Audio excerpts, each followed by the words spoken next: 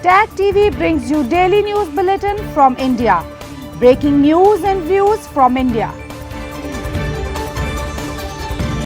You're watching South Asia Newsline and here are the top stories we are tracking for you on Wednesday, the 23rd of April. India's PM Modi holds talks with Saudi Arabia's Crown Prince in historic visit to Jeddah.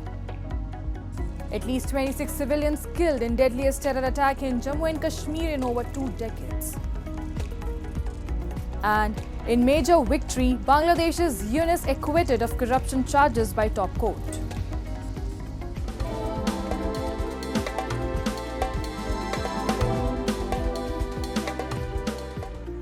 And now for all the details. India's Prime Minister Narendra Modi on Tuesday held bilateral meeting with his Saudi counterpart and Crown Prince Muhammad bin Salman Saud during his visit to Saudi Arabia's Jeddah.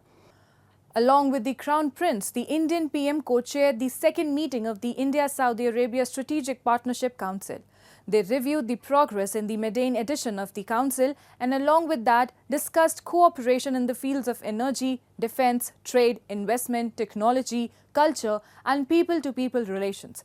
The visit also saw signing of MOUs in sectors of space, health, post-council and anti-doping.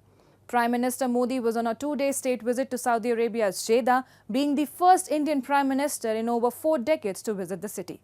However, in light of the Pahalgam terrorist attack in Jammu and Kashmir, he departed early from Saudi Arabia, cutting short his state visit and cancelling a scheduled official dinner.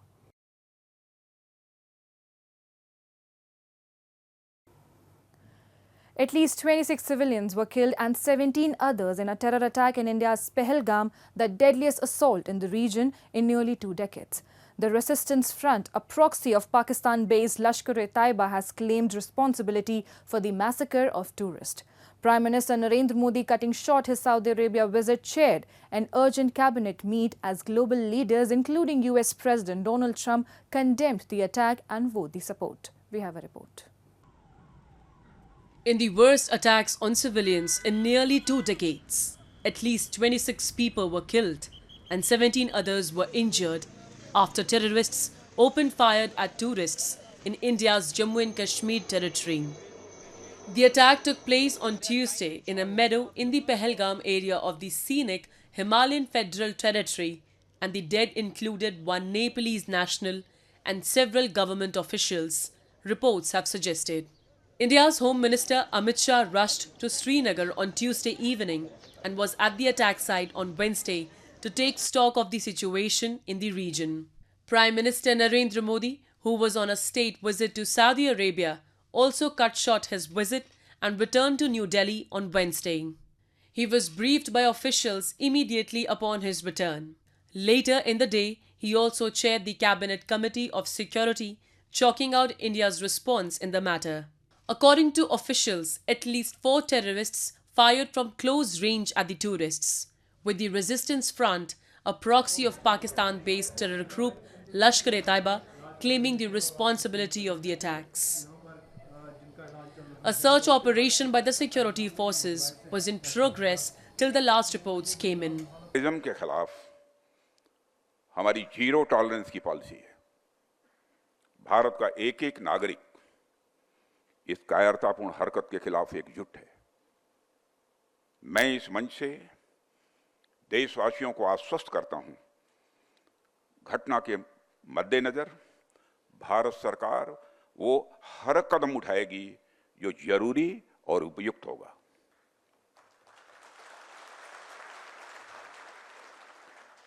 और हम सिर्फ उन लोगों तक नहीं पहुंचेंगे जिन्होंने इस घटना को अंजाम दिया है, हम उन तक भी पहुंचेंगे जिन्होंने पर्दे के पीछे बैठकर हिंदुस्तान की सरजमी पर ऐसी नापाक हरकतों की साजिशें रची हैं।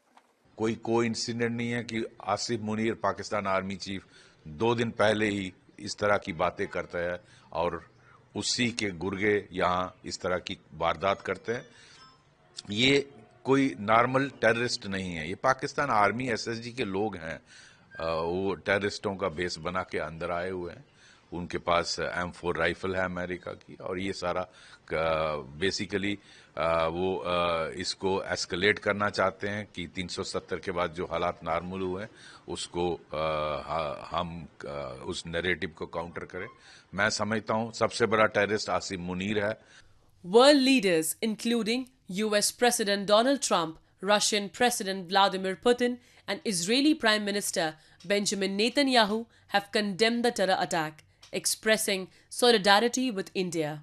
In a call with PM Modi, Trump strongly condemned the terror attack and expressed full support to India to bring to justice the perpetrators of the heinous attack. Similar sentiments were reflected in the communication and social media posts of other leaders who condoled the loss of lives. Kashmiri activists and members of the POJK diaspora communities slammed Pakistan for aiding the terrorists and terror groups conducting such attacks in Kashmir region. Pakistan said it only provides moral and diplomatic support to separatists in Kashmir. और हम इस दुर्घटना पे बहुत परेशान हैं। जवान लोग बेचारे वो सयाह करने आए थे, हमारा वतन देखने आए थे। हम जम्मू कश्मीर के हैं ना, तो हमारा वतन देखने आए थे, हमारे यहाँ तफरी करने आए थे, हमारे मेहमान थे। और हमारे यहाँ मेहमान की बड़ी आवभगत होती है, बड़ी इज्जत होती है। और पाकिस्तान को ये बात समझ नहीं आ रही कि उसने हमारे घर में आए हुए हमारे मेहमान की हत्या की है। तो इनसे ये बर्दाश्त नहीं हो रहा कि लद्दाख डेवलप हो गया है, सड़कें बन रही हैं, ब्रिजेस बन रहे हैं, इन्वेस्टमेंट आ रही है, लोग आ रहे हैं, और इन्होंने ये अटैक इसलिए किया। इसको कंडेम करते हैं हम, लेकिन कंडेम करना काफी नहीं है। इसका परमानेंट सॉल्यूशन उसकी तरफ जाना पड़ेगा। The attack is being seen as a major setback for the Jammu and Kashmir region, which was relatively calm and was returning to normalcy after years of terror attacks. Attack on the tourists is also subjected to affect the local economy, which is largely dependent on tourism, both domestic and international. Meanwhile, Pakistan's Defence Minister Kuaja Afands distanced Islamabad from the bloodshed in Pahalgam, describing the violence as homegrown and part of a wider rebellion against India. While New Delhi has yet to officially point fingers, Asif launched a counter-offensive during an interview with Pakistan's Live 92 news channel. He said Pakistan has no connection with this. These are not acts of foreign interference but local uprisings and homegrown forces, he emphasized. The statement sharply diverges from New Delhi's long-standing position that cross-border terrorism, particularly from groups allegedly backed by Pakistan, fuel unrest in Jammu and Kashmir. This comes as the resistance force linked to Pakistan's LET terror group has claimed responsibility for the Pahalgam massacre. While Asif said that Pakistan opposes terrorism under any circumstances, he suggested India's treatment of its own citizens was leading to armed resistance. Blaming Pakistan becomes an inconvenient excuse, he added. Meanwhile, Pakistan's foreign ministry in a statement said, "We are concerned at the loss of lives in Pahalgam and express condolences."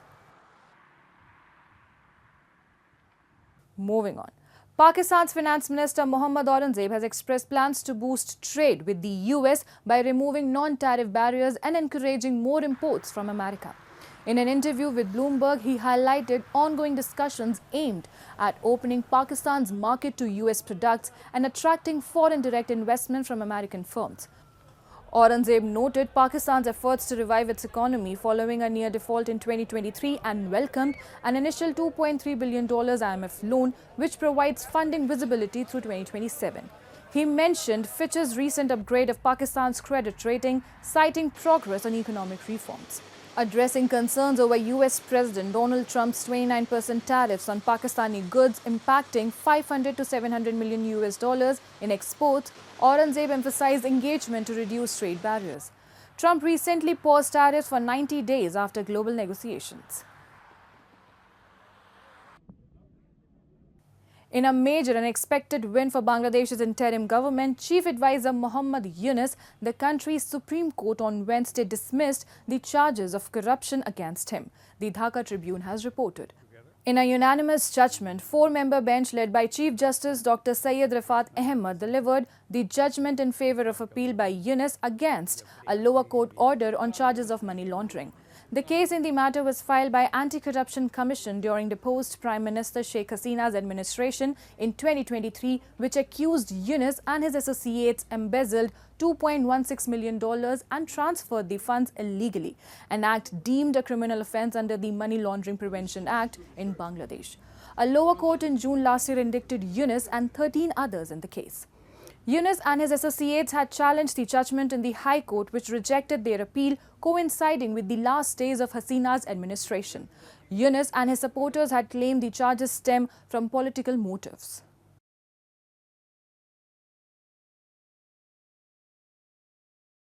Sri Lanka is on track to post growth of 3.5% this year, but the island nation faces challenges from hefty US tariffs and high poverty rates, the World Bank has said in its latest report. The island nation posted growth of 5% last year, rebounding from a far-reaching financial crisis sparked by a record dollar shortfall 3 years ago with support from a $2.9 billion IMF program. But the government is worried that tariffs of 44% imposed by US President Donald Trump's administration will affect about $3 billion of its exports and hurt its economic recovery. While Sri Lanka's economy is bouncing back stronger than expected, a significant portion of the population, about a third, remains in poverty or is at risk of falling back into poverty. David Sislin, World Bank Division Director, said in a statement. The World Bank projects that Sri Lanka's growth will slow further to 3.1% next year, also unchanged from October's projection. Sri Lankan Central Bank and Finance Ministry officials are in Washington this week to meet with the International Monetary Fund to progress discussions on the 4th review of the IMF program.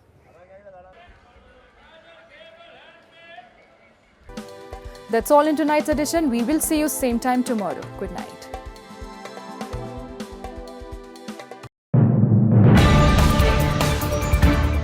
Tag TV brings you daily news bulletin from India.